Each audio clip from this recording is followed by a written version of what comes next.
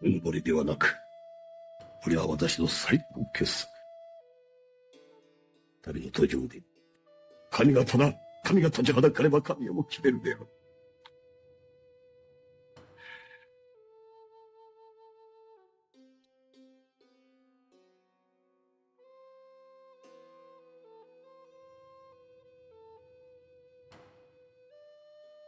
友。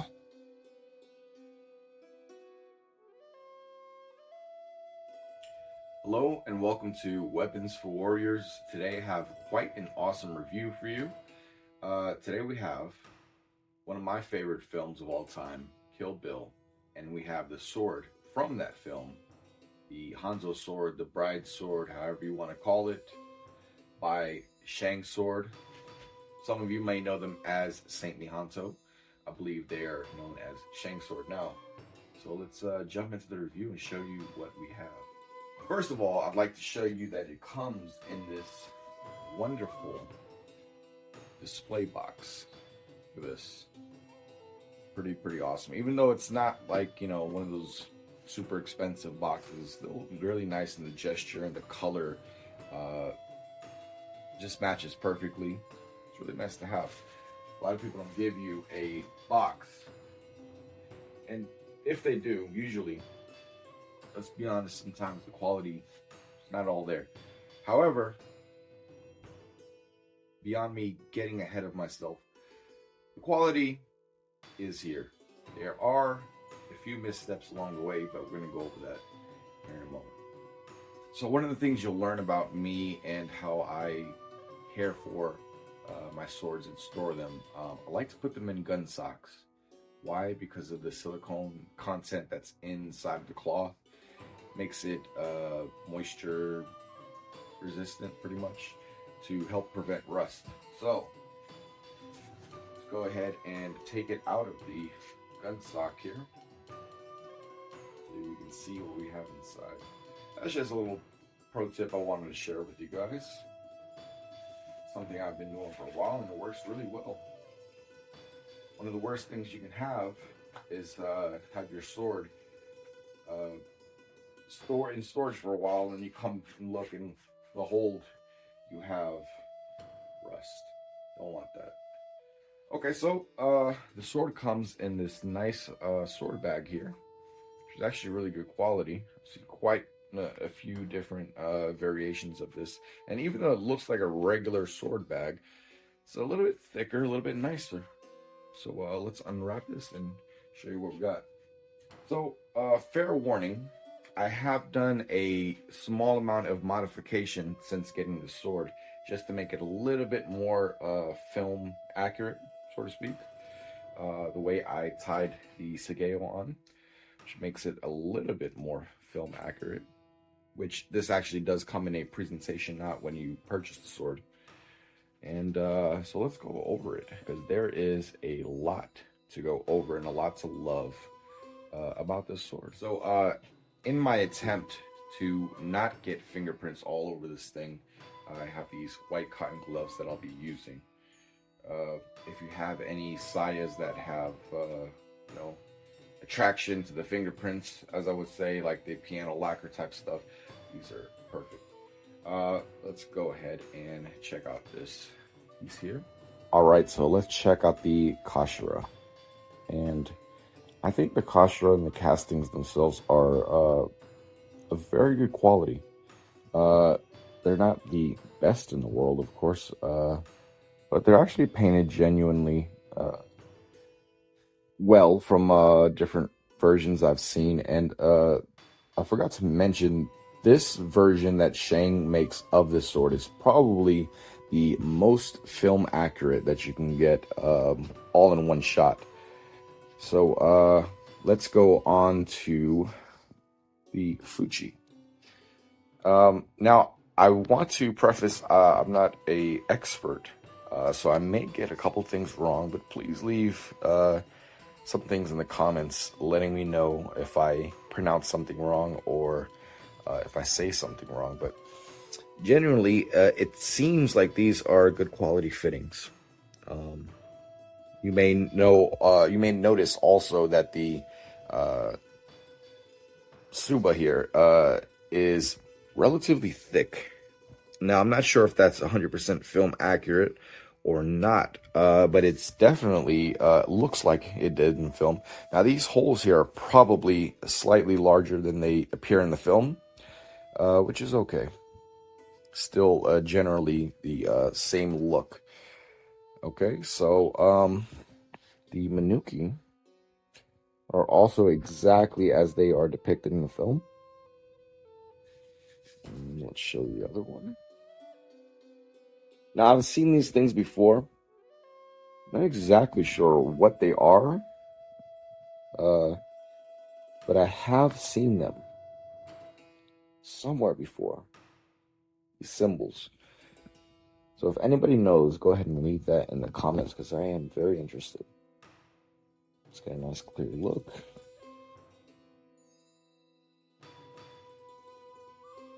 Now, you've probably noticed by now that this is leather wrapped, and the leather is of very good quality.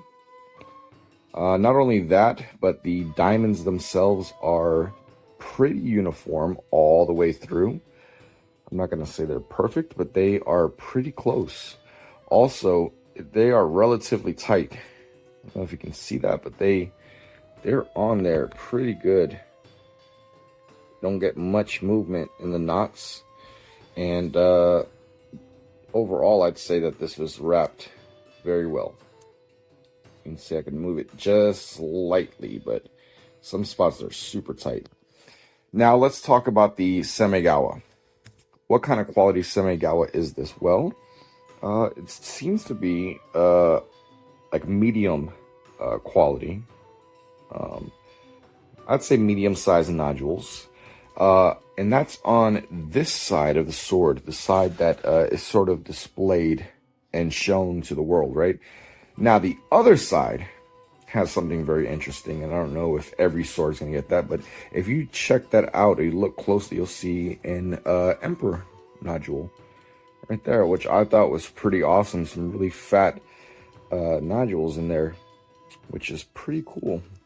I think this is the only sword that I have that has any Emperor nodules at all. So I think that's pretty awesome. Because, well, you know, most people kind of cheap out on the Semegawa. So this seems to be pretty good. So let's go ahead and move down to the saya itself. Now the Shidodome or Shidodome were loose, and I had to glue them in. Like a lot of, you know, sword companies that do that, manufacturers, they leave them loose. And when I took the Shigeo out to retie it in this fashion, it was loose. So I ended up gluing them back in, and there they are. So there they stay. Now, before I go any further, I would like to bring up the fact that there are actual buffalo horn fittings. And let's see, let me get that in the light. See it there? We have buffalo horn, which is awesome. You'd love to see that. And then we have the buffalo horn piece here as well, instead of just being made of wood or any other material. At least it appears to be horn.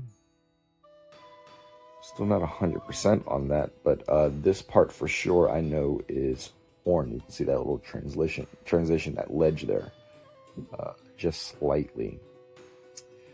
Okay, and one of the things that I noticed with a lot of these replicas is they get this piece wrong here.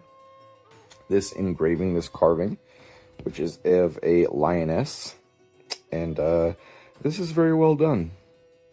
Now, this one up here, I actually had to touch it up a little bit because it wasn't all there. But after I touched it up, it was perfect looking. So it's a miss here for some of the replicas, and this one here seems to be a sort of like I don't want to say glitter, but a metallic type of paint instead of, I know some people have used Mylar to make this a little bit more film accurate, but this is pretty good. Another thing that is missed often is this ring here at the end. This ring here is perfectly demonstrated as it was in the film. And let's check this thing out. Look at this. This is actually pretty cool because you don't see this on most replicas. It's just a pretty cool fitting. I mean, look at that. Seems to be relatively well installed. And this is something that I gotta give props to Shang for. If you look at the sword itself, right, and we're looking at this sword, we see how thick this is here at this point of the sword. And if you pay attention as you start to go down, it really tapers out, which is cool. And I think that's to fit this fitting, because I think there's one place in Japan that makes these types of fittings. And I don't know if this is a copy here, but the way they size it, it definitely tapers out. And so it's much thinner here towards the end of the saya, which is pretty awesome.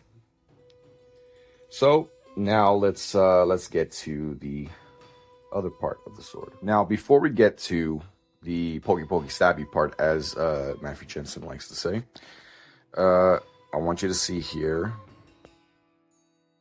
the Koiguchi, which not perfect. Hold on, see if I can get that to focus. Well, not perfect. It's still pretty well made.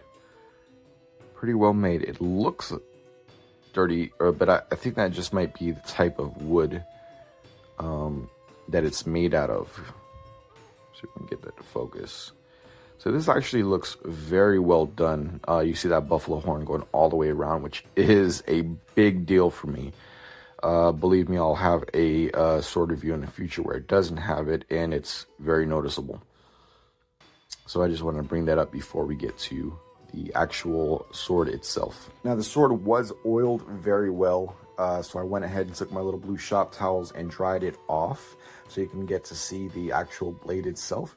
And I would like to note, there must be a bit of dirt and or grit on the inside, because every time I wipe this thing down, it dirties the shop towel significantly. So I thought I'd just mention that. Okay, so let's take a look at this thing. We've already seen the handle, but here is the blade itself. Now, Shang claims that this is created of L6, and I have no reason to doubt him on that. The hamon is very interesting. It's sort of a simple one, but it very much matches the movie here. There is sort of a lack of polish, but I think that kind of comes with L6 because it's a little bit of a darker metal, right? But you get that added strength when done correctly. And I know I've seen one other person that has this sword here, a Freestyle Swordsman, which he claims that this actual steel is good quality. I have yet to cut with this, so I'm not 100% sure on the quality of the steel. Maybe if I can get my hands on another one, I'll do a destruction test. But being that these are a bit pricey, I'm not sure if that's going to happen anytime soon. Now you'll notice here, yeah, big oopsies on the part of Shang. You can see where they, I'm guessing we're doing the hamon and got some clay, you know, in a spot where I guess it shouldn't be, or, you know, I'm not 100% sure exactly the heat treatment of this L6, but that is an interesting part. Now, I kind of think that it is interesting because it sort of looks like, if you look at it, it looks like a question mark.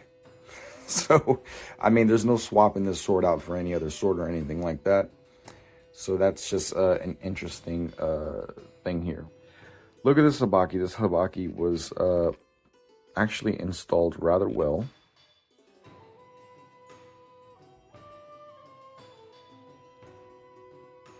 It's very hard for me to get that angle here. You can see how well this thing was put in. Now, it's not the best I've seen, but it's by far not the worst. You can see there's very little gap in there. There's a bit of gap, a little bit. But I'd say that was installed rather well. Sharpness, I guess you want to see how sharp this thing is. Let's take a look at the Kawasaki here and how well defined it is. And it's okay. It's nothing to write home about, but it is very nicely done. There is a pretty good transition line there on the Kawasaki, right? From the actual blade itself to the Kawasaki, not too bad. See this side?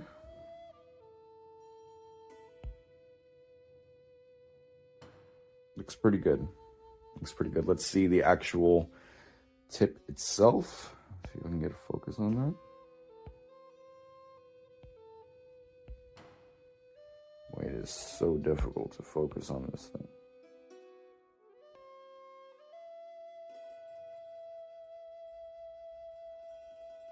And I'd say that's pretty damn close to a razor sharp tip as I'm ever going to get here. I mean, look at that thing. I will do a sharpness test with a piece of paper. So give me just one moment and we will continue on to that test.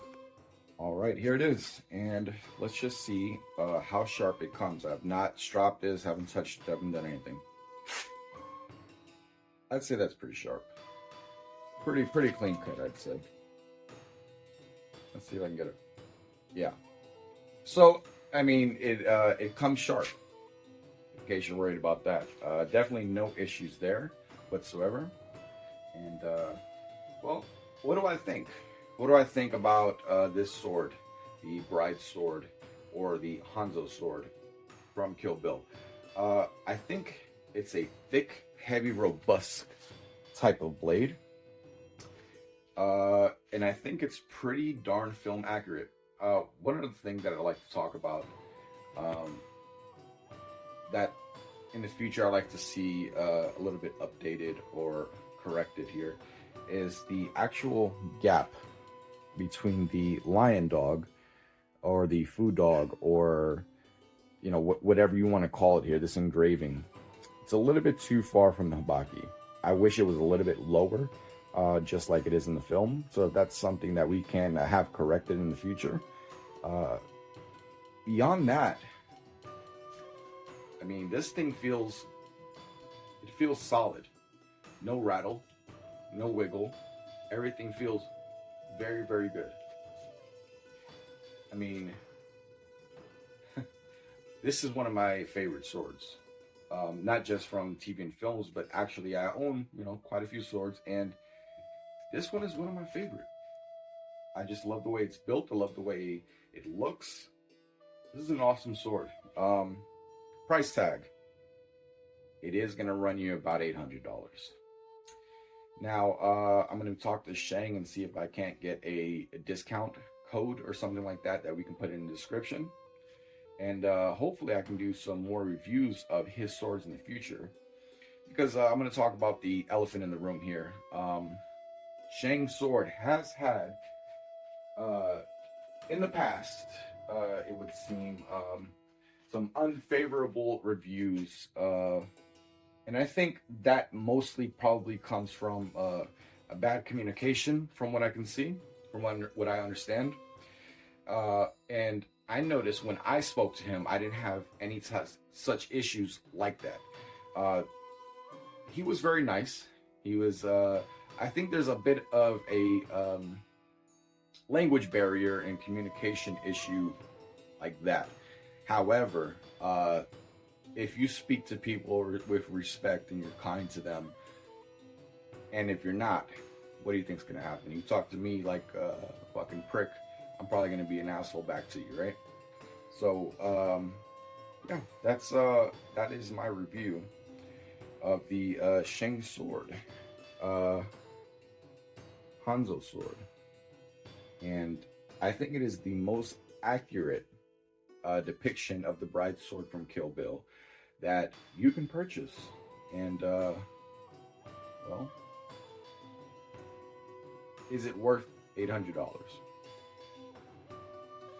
That's up to you to decide. But I mean, Sageo's good quality. I'm not 100% sure if it's genuine silk. I feel like it might not be, but it does feel good. It is nice and thick. The sword is well made. I have no doubts that this thing will have an issue cutting. And it's probably the most accurate. This leather grip also, I've heard other people talk about it.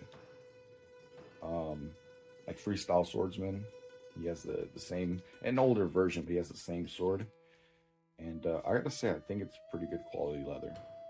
I mean, these knots, the transitions, you know, the leather's like right here, the leather is a little bit higher in terms of transition. Everywhere else, it is fucking dead on, though. Dead on. I mean, I'm happy with this sword. I'm very happy with it. This is a good piece in the collection, and if you are a fan of Kill Bill, such as myself, it's a no-brainer. Get one from Shang Sword. Also, I'm going to leave links to his website in the description. And if you have any issue purchasing, I believe he has an Amazon store and an eBay store.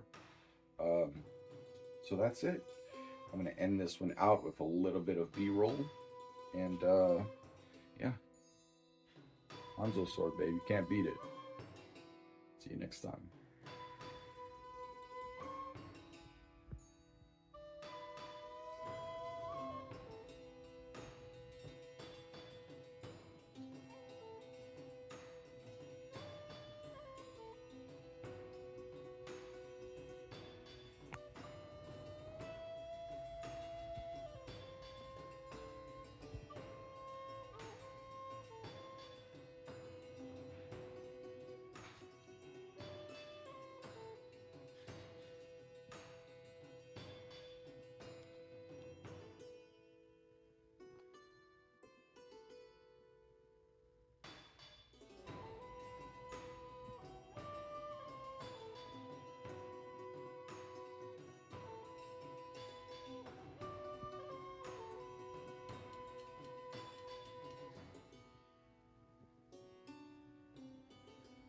Oh, and one more thing. If you like what you've seen in the videos, don't forget to like, comment, share, subscribe, etc. Blah, blah, blah. Also, if you find anything I said informative, I'll be having more tips and tricks in terms of sword care coming in the future. And probably some firearm and more sword reviews. All right. Have a great day.